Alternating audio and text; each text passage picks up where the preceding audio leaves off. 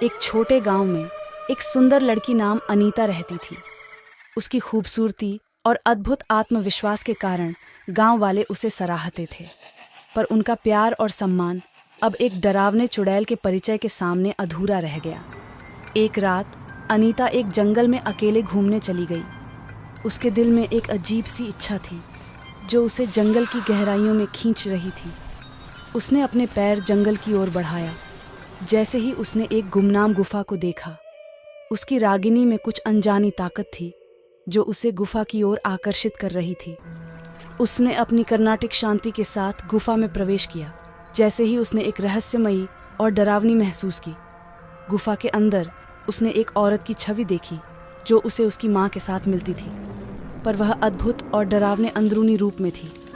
औरत ने उसके पास आकर उसे एक मधुर ध्वनि में कहा, तुमने मुझे बुलाया अनीता, मैं तुम्हारे हर इच्छा को पूरा कर सकती हूँ। अनीता ने हैरानी से पूछा, तुम कौन हो?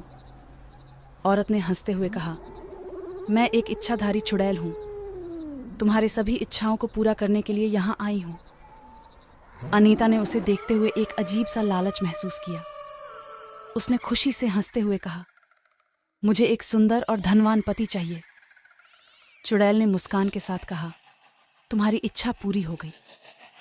पर जैसे ही वह चुड़ैल की शक्तियों के जादू में डूबी, उसने एक और चुड़ैल का असली रूप देख लिया। वह डर से पराजित हो गई, पर अब वापस नहीं जा सकती थी।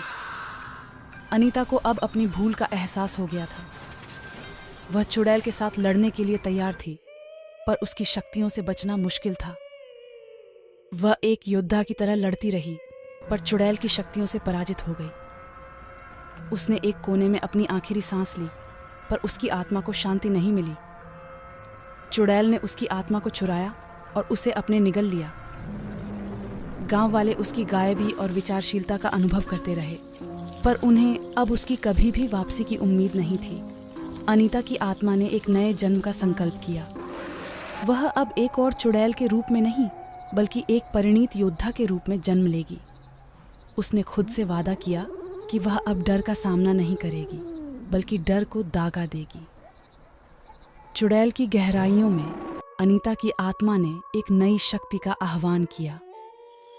वह अब डर और विनाश का सामना करने के लिए तैयार थी, और उसके पास अब उसके जीवन के नए और उत्कृष्ट प्रसंग होने की आस है।